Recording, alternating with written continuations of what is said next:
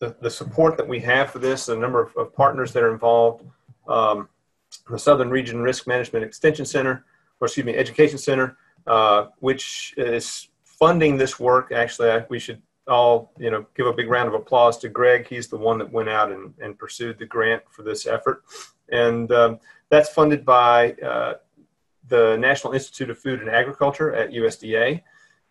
We also have help from the Virginia Forage and Grassland Council. And I just want to put a plug in for that organization. If you live in the Virginias or the Carolinas or even Tennessee in the immediate area, VFGC is an excellent organization, and you might consider membership in that. Thanks also go to the Mountains to the Bay Grazing Alliance, which has been an important partner in spreading the word about this workshop. Before I move into my talk, I just want to bring your attention again to special offers from On Pasture and from the Stockman Grass Farmer.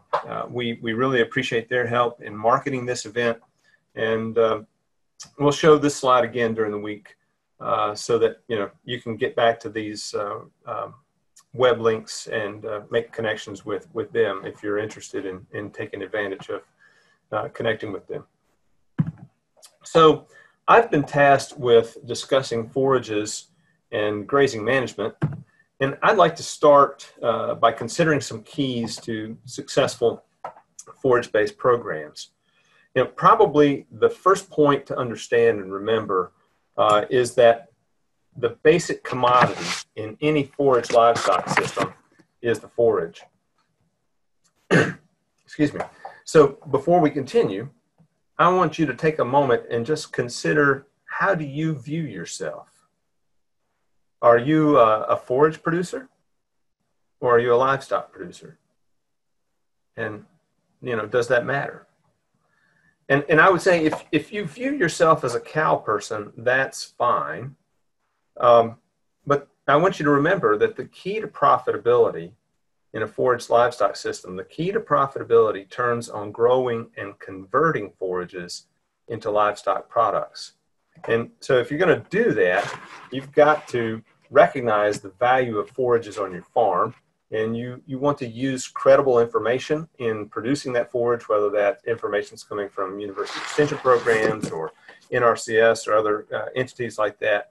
And the information that you get needs to be acted on in a timely fashion. And there are a number of other points to be made about successful forage programs, but hopefully I will cover many of them through the talk. From a management perspective, the three most basic things that livestock producers in the transition zone should be doing are soil testing and applying appropriate fertility, using rotational stocking or grazing, and stockpiling tall fescue or other forage species. And this has added advantages of helping to mitigate fescue toxicosis. You don't have to take my word for these things being the three key management practices. This is as told to me by Gary Bates and at the University of Tennessee in Knoxville. And I thought that was a really great way to boil it down, and so I'm sharing that with you. When we think about forage finishing, the keys to doing that are to get consistent high rates of gain. So if you think you start out with a 500-pound weaned calf and you're going to take that to 1,150 or 1,200, then you've got to get 650 or 700 pounds of gain. And if you're going to do that in a short time, I think Greg has already laid out pretty well the case that it's going to be very difficult to do that in a very short window. So, you probably need to be expecting more like a pound a day to maybe a pound and a quarter a day gain. But that consistent growth is going to be, fundamental to your ability to finish those animals. And that gain is going to depend, largely on intake. And I say that because good genetics are no match for poor pasture. Intake is a function of the amount of forage that's available to eat and to the nutritional value of what the animal eats. So, I try to give people this context sometimes. I say, if you if you have the most nutritious food in the world, but you don't have more than a thimbleful, you're not going to gain very much on that. So it's really, you've got to have an ample forage supply for these animals. Before I continue, I want to take a bit of a digression, I guess, but I think it's very fundamental. While my talk is about forages and grazing management, the foundation of our systems is soils. And I really like this quote from a producer, and I think he was with NRCS over in the central part of Virginia. He said, "The performance of my animals reflects the condition of my pastures, and the condition of my pastures reflects the state of my soils."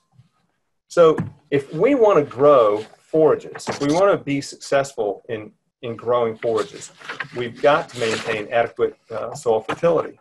And this slide shows you the forage yield relationship to a Melick 1 soil test, and looking just at phosphorus and at potassium. And the forage yield is, or the relative yield, you see that's on the left, and the soil test P or soil test K there on the bottom. And what you see then is that we don't really get close to our maximum yield until we're in the medium plus to high range for phosphorus and in the medium to medium plus range for potassium. So it's critical that we maintain these nutrients in the system. And then, unfortunately, in many cases, you know, over a number of years of harvesting hay in one part of the farm and carrying it to another, we are mining the nutrients away from the fields. And so we see corresponding reductions in plant productivity. So maintaining nutrients is important, not only necessarily from the standpoint of forage growth, but also perhaps in terms of factors in terms of things like species composition, or even in terms of the nutritional value of the forages. So this study was conducted in Missouri, and they were looking at phosphorus fertilization on a fescue-based field. And these fields were subject to inducing hypomagnesiemic tetany or grass tetany. So the cows would have low magnesium. So phosphorus, we know, stimulates the uptake of magnesium in forage. Phosphorus also supports greater legume growth. So, you know, whether it was a function of more magnesium in the forage or greater forage production or a change in botanical composition, any or all of those factors were implicated in the better animal performance in that system where they had fertilized with phosphorus. Soil fertility, as I indicated in the previous slide, drives composition, or at least it can. Many of you will be familiar with images like this of fields full of broom sedge. And, you know, that's typically a pretty good indication of past mining events. Broom sedge does quite well in sites that are low in phosphorus or potassium or low in pH. And if you had to choose one factor to maintain, you know, if let's say you've got a limited budget and you can buy lime, phosphorus, or potassium, if you've got acidic soils, lime may be your first best option, because soil acidity has so many cascading effects on the system. It affects the species composition. And so you have fewer legumes when you have low pH, and you have less nitrogen fixation by those legumes. The lower the lower pH results in lower phosphorus availability and greater potassium leaching. So it's kind of a downward spiral when you allow soil pH to go down. Now, moving from the discussion about soil fertility, let's think about our grazing management implications or impacts. One of the primary things that you can do to improve your forage management is to engage in rotational grazing or rotational stocking. It's often referred to in the academic circles. But anyway, rotational stocking allows the control of the timing and the frequency and the intensity of defoliation. So that affects plant productivity and regrowth and persistence and species composition. So this figure shows 6 days of orchard grass regrowth in response to weekly defoliation at 1 inch on your left-hand side. And then compare that with cutting at monthly intervals at a 3.5 inch residual height. So that frequent close defoliation is reducing the persistence. And if you think about it in a competitive environment like a pasture where you have lots of different species, you may well not only reduce the productivity of that plant, but you might also encourage other plant species to take over that pasture. Rotational grazing allows us to manage rest periods, and rest periods are essential for regrowth. In this slide, we can see that moving from weekly defoliation, which is indicated by T1, if we go from that weekly defoliation to a monthly defoliation over here at T3, the total intake of those animals that were on those pastures and the intake per bite are doubled. Again, if you don't take anything away from me, remember intake is the key driver to animal performance. So by giving that greater rest period, I've allowed for greater pasture volume. Those animals can get more in each bite and they can get more total mass that way. Now, some of you who are looking closely will say, well, yeah, but look at dry matter utilization. You're at like 74% or so, 75% in 1 week defoliation versus, down around 57% if I wait for the 28 day rotation interval. And my response to that would be, are you in a maximization game or are you in an optimization game? And, if you take everything out of your bank, you get no compound interest. But if you leave something in the bank, you get compound interest. So, it takes forage to grow forage. As the New Zealanders like to say, grass grows grass. And if you're grazing it down to the nub, maybe you feel proud that you've taken it all, but you're not going to have much later on. And of course, how we manage the defoliation is going to vary by species. And that's going to also affect species competition. So if you're grazing to a 1 to 2 inch residual height, like in this left-hand picture, you see the orchard grass and the meadow fescue. You see kind of the ground level is this brown line. And then we have a, potential grazing height here at the dash line. If you're grazing orchard grass at that residual height, you're down to the level of the stored carbohydrates. But if you were grazing meadow fescue or something like bluegrass or perennial ryegrass and you're grazing to just a couple inches off the ground, you've still left a lot of residual leaf area for those plants to recover and regrow. So looking at this picture, it reminds me of what one of my grazier friends is. He's a real expert. He says, sometimes you guys make it so difficult, you scientists, you're out there measuring pasture and how much is there and how much is there after they graze and and you're trying to make your decisions on all that. He says, I just look at the color. If it's starting to get a little bit yellow, they're starting to get down into the grass, bases a little bit. It's time to move them. So another management practice that some producers are starting to rely on is using leaf stage. And we know that water-soluble carbohydrates, which are used for growing leaves, will decline after that plant is initially defoliated. And as that plant comes back in carbon balance, it's growing new leaves, those water-soluble carbohydrates will increase. So if we're taking the plant at the 1 leaf stage and we're grazing it, it never has a chance to recover. It doesn't really build any reserves, as it were. And kind of following with this banking analogy, if we are grazing this grass once we get out to, say, a 4 leaf stage, then we're losing some opportunity on our investment because these old leaves are starting to die. So that's just another strategy for how you might manage, look at defoliation and management. There are also below ground effects that, we need to be conscious of and considerate of. Many of you may have heard of the strategy of take half, leave half, and that really comes from a study that was done back in the 50s by a Kreider.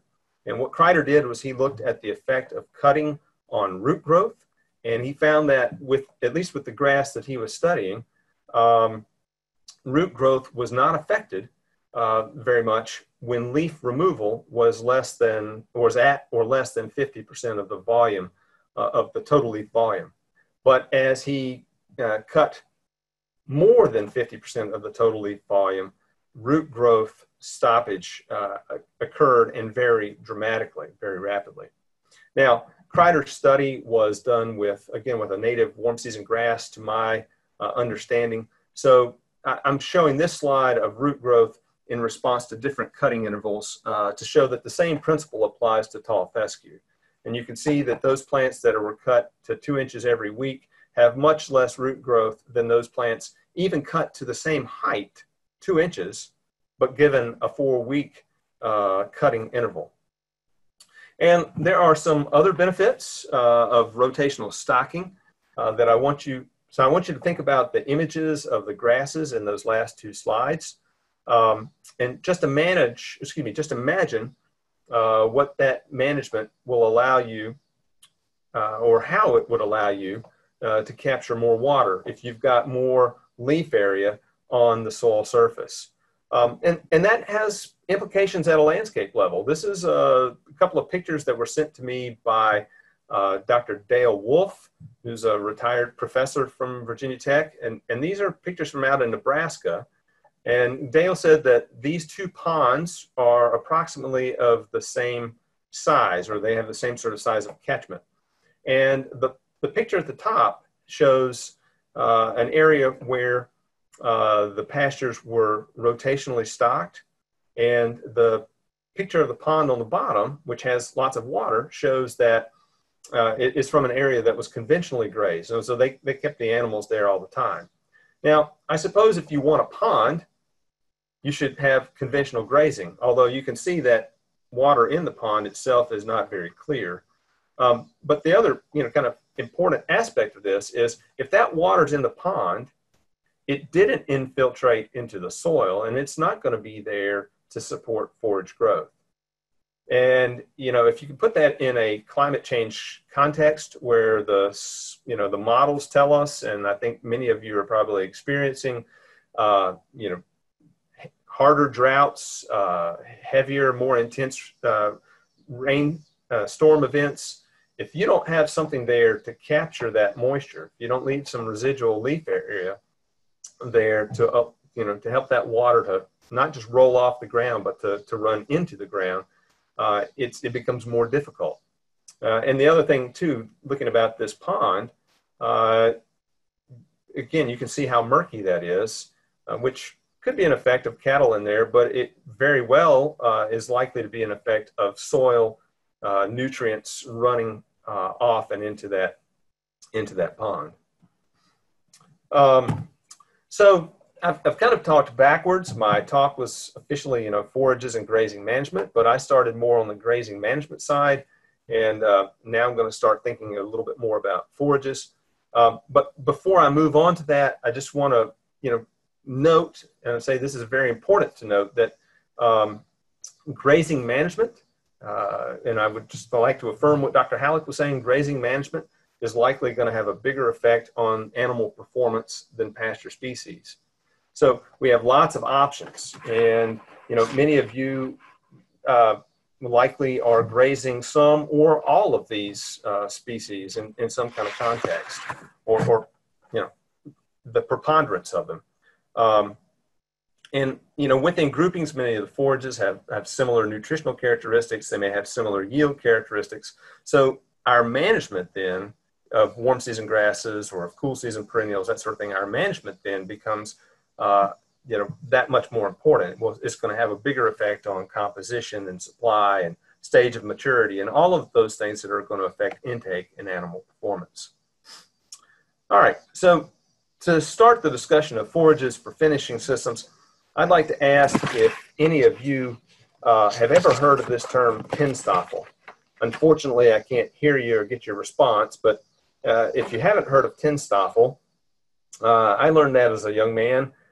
There is no such thing as a free lunch. And I say that this TANSB is kind of the forage corollary, which is there are no silver bullets.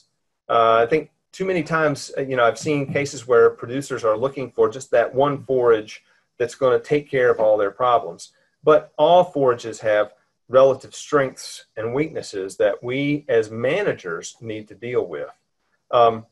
Perennial ryegrass is a great feed, but it doesn't have the persistence in much of the southeast. You know, it's something that would be useful in more northern climates or at higher elevations. Tall fescue, fantastic forage, very productive, very tolerant to a number of stresses, but nutritionally it can be everything from very good to toxic. Alfalfa is another great feed that it can be very highly productive, but it's much more site sensitive, and you know, we need to be more careful about how we manage it, say, than we would be with some of those grasses. Red clover, another great feed, but probably not as productive as some of the others. And, you know, it's a biennial plant, so it's something that we have to continually work to keep in the system. So when we think about a forage system, what we really need to think about is how that whole system comes together. And in the context of where most of you are coming from, in the transition zone or sort of cool season areas, that cool season forage base is going to be the primary component. And, you know, you would likely, all of you would be familiar with this kind of what we call the two-humped camel of the cool season forage growth curve, where we get, you know, the bulk of our forage production in the first half of the season. We go through a summer slump, and then we have some level of productivity.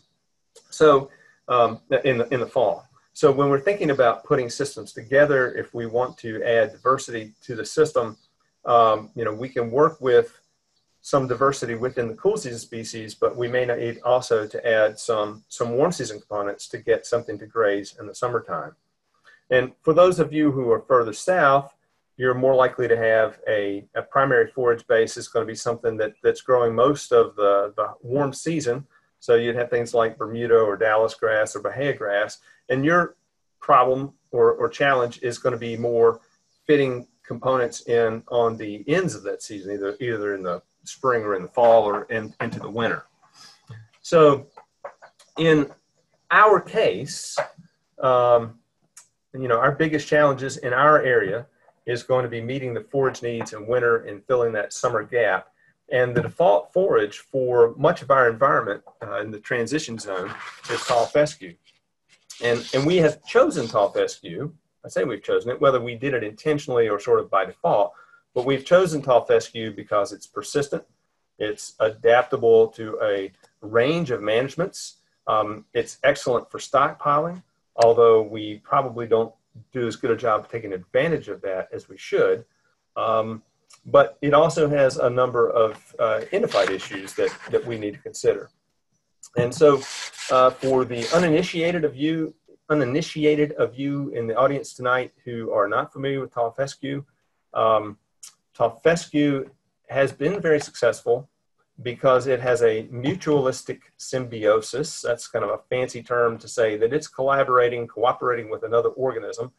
In this case, that organism is a fungus, which we call an endophyte. And endophyte just means within the plant. And this endophyte, this fungus, conveys a number of agronomic benefits to include resistance to drought, to insects. It can help that plant tolerate poor fertility and overgrazing. The problem, though, is that endophyte, the wild type of endophytes, produce toxins. And these toxins are chemically very similar to LSD, actually. And they reduce intake, they reduce prolactin, which in turn then leads to reductions in milk production. They also are very strong vasoconstrictors, which means that the vessels are constricted, and that affects the ability of that animal to cool itself in the summertime or even to heat itself in the wintertime. And if any of you have ever seen a cow that's missing the tip of an ear, or it's missing a tail switch, or it's limping, those are telltale signs of fescue toxicosis. The concentrations vary by plant part, and again, there are ways to manage. I've got a phone call here. Hello? Yes.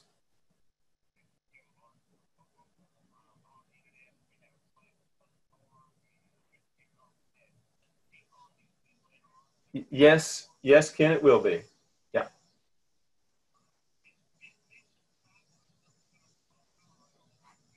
All right, Ken. Well, I'm going to go back to my talk, and you'll be able to get it later. Thanks.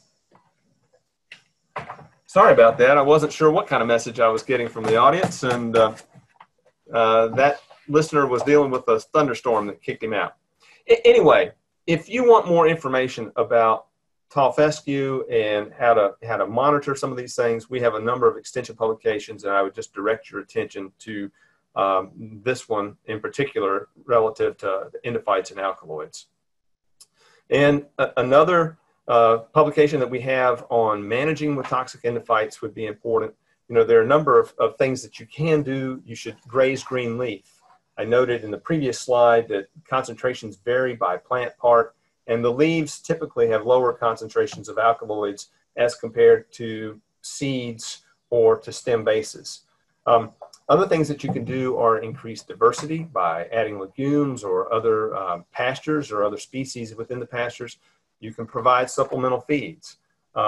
Fertilizing affects plant productivity, and alkaloids kind of ride along with productive plants. So for those of you who may be looking at a rundown farm and you're thinking, well, I'm going to do what I'm supposed to do in terms of soil testing and management. Well, I've seen a few cases where people have gone in and they have bought rundown farms that are loaded with fescue. They're loaded with fescue because that's what tolerated the poor management.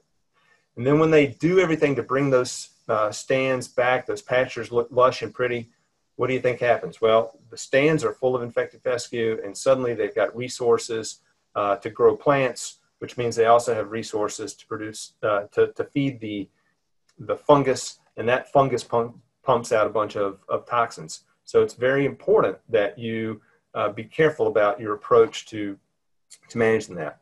Again, a number of things that you can do to learn about how to manage toxic endophytes to mitigate toxicosis if you've got fescue-based pastures in this extension publication. A lot of people will say, well, I don't have a problem. You know, I don't see that. And, you know, I'm going to say, you may not recognize that you have a problem, but you probably have a problem if you have Kentucky 31 tall fescue. Unless you're way up high in latitude or high in the elevation and your animals are not subject to a whole lot of environmental stress, you're probably losing some level of performance with infected fescue. And if you look at studies from around the Southeast, you can see that animals that were on infected fescue, that's the E+ in red, had lower gains than those animals that were on the endophyte free in green. And typically the average across all of those sites is about 0.8 of a pound a day or more. That's why it's -N+, about 0.8 of a pound or more per day in lost gain. And, you know, one of the reasons why, again, what drives animal performance is intake.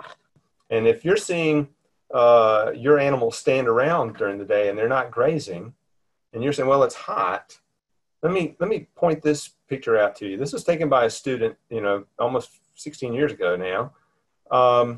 And she had animals on non-toxic fescue pastures here in the background. It's probably low 80s, and they're out grazing. And what are these animals that are on toxic fescue doing? Well, their access to water is these tubs, and they're splashing water out, and they're making a wallow. And again, they're having trouble getting heat away from their bodies. So if they're standing in this cool water and mud, that's helping them to dissipate that heat. And there's another study. Oh, somehow I lost a slide here. I had another study that came from, actually 2 slides that I've lost somehow, that came from the Southeast. And one of the points that I wanted to make with those slides, in each of them, they showed that by adding clover into the system, they got about 0.5 pound of greater average daily gain. And typically, they were using white clover in the systems. to increase gains about 0.4, 0.5 pounds per day over, a short grazing period, summer grazing study, something like that. The other graph that I wanted to show you was that gain occurred both on toxic fescue as well as on non-toxic fescue. So you have often heard the term, or the phrase, you may have heard the phrase, dilution is the solution to the pollution. So, if we add other species into the mix, we can diversify the diet and we improve animal performance. And that's true, but we're probably never really going to get rid of toxicosis issues completely. And when you move from toxic fescue to non-toxic fescue, that gain in these kind of short duration research studies, the gain differential is usually about 1 pound a day. So there are definitely cases where if you own the land that you're using for finishing these animals, there are probably definitely going to be cases where something like novel endophyte would be useful for you at least parts of the times of the year. So, I mentioned diversity. One option might be to plant other forages, something like orchard grass, and this is a very good grass, very nutritious, but it's not going to work for everybody because it's not as tolerant to heat or to some of the more abusive management that we might want. It also does not stockpile as well because the leaves are softer, have less kind of structure to them. But you could still use it in a stockpile situation. You just need to eat it early. I mentioned perennial ryegrass earlier. This is in maritime countries where the climate is moderate. It's the premier forage grass, New Zealand, England, Ireland. But we're going to have trouble with it except at places with higher elevation. So it would not be a good choice for you if you're in a warmer or drier climate. Greg mentioned Kentucky bluegrass. This is often in our cool season pastures, even if we don't see it. It's kind of growing in the understory. As Greg mentioned, it is very nutritious. There were some research studies that were done probably in the 60s or 70s, and they really panned bluegrass. But the funny thing was, they didn't fertilize for the bluegrass. They only fertilized the novel materials that they were testing. So they didn't give a fair treatment. And as a kid, I remember I had a guy at the feed store who had land down in Tennessee. And he talked about the phenomenal gains he would get by taking his animals into the mountains of Tennessee and grazing them on bluegrass all summer. He said, 2 pounds a day of gain during the summer was nothing for them. So if somebody says, well, okay, you need legumes in pastures, right? And you were asking a producer that, and you say, well, why do you need legumes? Many times the answer would be, well, we need protein. But the reality is that legumes, because of their leaf structure, the legumes break down more readily than grasses. And when that happens, it stimulates intake. If you've ever been to a Chinese restaurant and you went to the buffet and you were stuffed to the gills, when you left the restaurant and an hour later you were hungry, same kind of effect. Chinese food is often, it relies on chopping a lot of those foods, and that makes the digestion easier and more rapid and passage to the body more rapid, which means it clears out and suddenly you're feeling hungry again. So yes, legumes do add nitrogen to the production system, and that's important for growing grass. But a big part of why they're valuable in the system is that they are stimulating intake of those forages in the first place. And they also, they do have higher nitrogen, they do have minerals in the diet. So they're very important.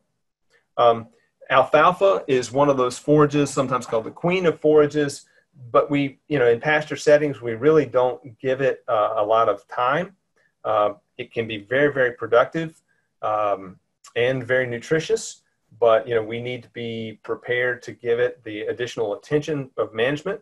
A lot of times producers have not wanted to use rotational grazing, and alfalfa is a forage that responds very well to rotational grazing. So, that's an issue. I have a producer locally who really likes alfalfa, and he says, a lot of people are interested in warm season grasses for the summer, but he said, I like alfalfa as my warm season grass because, it has a deep taproot, and that allows it to maintain productivity in the summer better than many of our cool season grasses do. Another one would be red clover. It's also very productive, and it has greater site tolerance than alfalfa does. There's some new research that shows that it has an isoflavone called biocanin, which is a vasodilator. And so that would be important and appears to be important in offsetting some of the effects of the alkaloids in tall fescue. And, you know, it's compatible with a number of grasses, but we do need to think about how do we keep that species in the system since it's a biennial. White clover is another great forage. It's generally grown in mixed stands. We would typically recommend planting some red and white clover together. Oftentimes we would frost seed. And you know, you'd want to think about more persistent varieties, newer varieties that are available. And typically a ladino type. So there are a couple of types of white clover. The bigger, more productive type is ladino or ladino. You say ladino, I say ladino. So one other thing, and I guess I must have somehow gotten my slides missorted. So these are the pictures of the table showing the white clover plus fescue versus white clover plus nitrogen. And again, you'll see that in this case, average daily gain is about a half a pound a day greater for those animals that were on a fescue white clover pasture. And this was the other slide I wanted to show you. Sorry about that reshuffle, didn't realize I had done that. But the point of the story that I wanted to make was that when I add clover, the black bar with Kentucky 31, I'm getting about a half a day gain. And if I add clover to the Max Q or Texoma, I'm getting about an additional a pound a day gain. And however, if I just look at Kentucky 31 in the gray bar versus Max Q or Texoma, these are novel endophyte fescues, the gain on those novel endophytes is much greater. Another legume that we don't give a lot of time to is birdsfoot trefoil. Birdsfoot is nutritionally, you know, equal or maybe even better than alfalfa. It also has some tannins, which can serve as an escape nitrogen source. And one of the challenges with having highly nitrogenous forages, high crude protein forages, is that a lot of that crude protein gets converted to ammonia and it's lost. And in fact, in some cases, you know, you get so much of it that it becomes a little bit of a toxicity issue. The body's got to spend energy to get rid of it. In the case of birdsfoot trefoil, those tannins help bind some of that nitrogen and it gets to the lower gut. So it's probably got greater nitrogen use efficiency than some of our other forages. Trefoil is also tolerant to acidity, although it takes a little bit more in terms of management. We need to let this thing reseed itself. Some other data in a kind of a grass finish context, trefoil, again, I'm saying it has these condensed tannins, and that results in better performance and lower methane emissions. The tannins may also bind fescue toxins that would reduce toxicosis.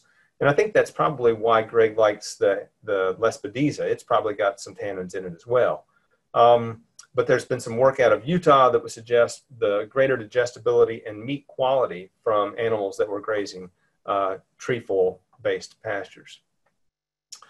So, all right, I've talked about cool season grasses and cool season legumes. What about moving animals to warm season grasses in the summer to deal with the summer slump? And I just want to say that quality in the summer is important. These are from two different studies. A former advisor, Dr. Allen, did this study where they had animals on a fescue system and they removed those animals to fescue plus Caucasian bluestem and gains over the summertime. So let's see if I can go from here. They're about at 250 kilograms on the 4th of June. And by the time we get to October, the animals on, say, the straight fescue are about 325. Versus the animals that are on the fescue Caucasian bluestem are over 350. So that's over a 50-pound differential for those animals that were able to graze that warm season forage, Caucasian bluestem, in the summer. Now, I say that, I'm going to use a word of caution here. This is from my friend Rob Kallenbach's work out in Missouri. And he had systems with tall fescue in the hatched mark bars, or he had fescue and Bermuda grass, and they could go to the Bermuda grass pastures in the summertime. But what happened is, so this is spring, summer, and autumn, spring, summer, fall.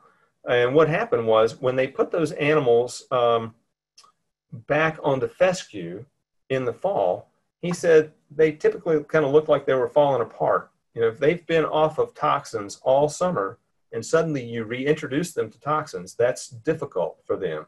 So if you use some of these warm season materials in the summer, it's a good idea to keep them, don't let them become naive to the toxins. Keep them, give them some exposure from time to time during the summer. You know, we don't have to use only those introduced species like Caucasian bluestem or Bermuda grass. A number of people are looking at things like switchgrass and other natives, and they can support good gains. This is research out of the University of Tennessee, where they were working with switchgrass or with a mixture of big bluestem and Indian grass. And you can see the average daily gain for those animals during the summertime was over 2 pounds per day. And this shows you just an image of tall fescue versus switchgrass. Sorry about that. And if you want to, one of the challenges with the natives is that they can be a little harder to establish and manage. And that requires a little bit of adjustment if you're used to thinking only about cool season grass management. It's a little bit different. But I would highly recommend, if you're interested in natives, that you go to this website and look at the publications put out by the University of Tennessee. Some of you may think about converting some of your fescue pasture. And one way to do that might be to plant something like millets or sorghum Sudan crosses. Those species grow very rapidly, and they can be very nutritious, particularly the brown midrib or BMR. You can see this leaf has this brown midrib here in the middle. That's a mutant, or there are actually several genetic mutants, and they can be highly digestible. I mean, that's one of the traits of a BMR plant material. So you could potentially kill out your fescue in the spring, late spring, early summer, plant the warm season annual and graze that, and then come back and replant to novel endophyte, at least on a portion of the farm. And we have an extension publication on not only millets and Sudan, but other warm season grasses as well, if you're interested in that. So speaking of sorghums, what about this sorghum species? Now, you know, before I hear the kind of collective gasp, the psychic gasp, I can't really hear you, but the psychic gasp from all of you who are saying, well, Johnson grass, you know, this is a tremendous forage. It is a sorghum. You know, most people get angry about it because they have experience of it in hay fields or in cornfields where it was not something that they wanted. But the reality is cattle love this stuff. And again, intake is what drives performance. You don't see it in pastures because they graze it out. It is, you know, subject to some prussic acid issues, or maybe nitrate if you got into a drought, but we have that with other species also. And so if you've got Johnson grass, I would say learn to live with it, maybe learn to love it. But, you know, it's a tremendous forage if we, you know, would be willing to take advantage of it. Crabgrass is another warm season species that, you know, people love to hate, but it actually makes a tremendous forage. It is an annual, and it doesn't make a lot of investment in stems, and so those leaves are highly nutritious. It does grow very rapidly, and it, you know, it could be good for, you know, throwing seed down around a hay feeder where you've got a lot of disturbance. So there are some real opportunities to use crabgrass. In many cases, it might be something that works well with something like annual lespedeza. And since that's one of Greg's favorites, I'm not going to talk about annual lespedeza. I'm going to let him talk about that. So we've covered the summer, and we might think about the cool part of the season now. And, you know, we might use something like annual ryegrass or small grains for some fall and spring options. You know, these are highly nutritious. They can be very, very productive. They're easily established. They are still annuals. And so we're going to have to figure out how do we manage with those annuals in the system, or are they just kind of something that we use in transition to permanent pastures? If we're going to grow those annual cool season species, it would be a good idea to add some annual legumes like crimson clover or vetches or Austrian winter pea. And we might also consider some forbs in our system as well. And we can add these into fescue pastures. We can put these into mixtures. These are biennials or perennials, except for the brassicas are annuals, but they give us good growth. The brassicas give us good growth in the fall. We'd want to lower our nitrogen and sulfur fertilization for those species. Plantain and chicory, all of these have high digestibility. The plantain and chicory are very good in the spring. When I say plantain, I'm not talking about your run-of-the-mill stuff. There are some available varieties on the market, and there are also good evidence that grazing plantains actually reduces nitrogen losses from the backside of that cow. So, there may be benefits to the environment by using something like that. I mentioned stockpile earlier, and I would be remiss if I didn't say anything about stockpile now. This is a great time of year to talk about stockpile, because this is the time of year when we'd like to set up our pastures for fall stockpiling. Typically that entails grazing close. If you have a long-term pasture with good fertility, it probably won't pay you to put out much nitrogen. If you've got a new stand, maybe add some nitrogen there. But I want you to look at this table.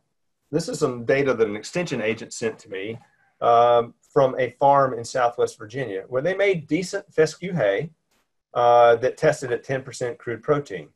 And you can see, ADF and NDF and TDN levels, all are lower than stockpiled fescue. So if you don't do anything with the talk I'm giving tonight, let me please entreat you to do one thing, and that is to go home and close the gate on a pasture and walk away from it, and don't come back to it until, I don't know, let's say December, because you're going to have high quality feed there. If it's a largely fescue based pasture, you're going to have a high quality feed that's going to be better nutritionally. It's going to cost you very little money because you just let it grow, and it's going to be better economically. Now, there are some tricks to how you want to manage this, strip graze and things like that, to get better utilization. And then if you do that and you've kind of cleaned those pastures off in the spring, they're a great place to come back and do some frost seeding and bring in some red clover or other legume species. So I've talked about a lot of different species, and system diversity is good, but it's important that we keep it manageable. And it's important that we start by thinking about our base forage and doing as much as we can with our base forage. In our environment, that base forage is likely going to be fescue or other cool season species. And we have a real opportunity to get more out of the system if we've got lots of fescue by stockpiling that material. And again, even other cool season species can be stockpiled, but they are not going to last as long or hold up their nutritional value as long.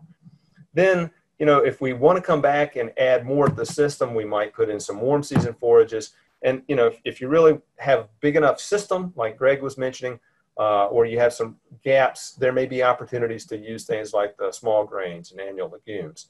But again, your primary goal should be in doing the best you can in managing that base forage, and then add in pieces as you have capacity and the management wherewithal to do that. And that's all I'm going to say for my talk. You have my email address if you want to get a hold of me. I will again point out the special offer from On Pasture. If you want their discount, you just go and choose the subscription type and put in Beefworks 2020 and have a coupon slot. Or you can contact Stockman Grass Farmer if you want to get a free magazine and see, whether that's a publication that would be useful for you.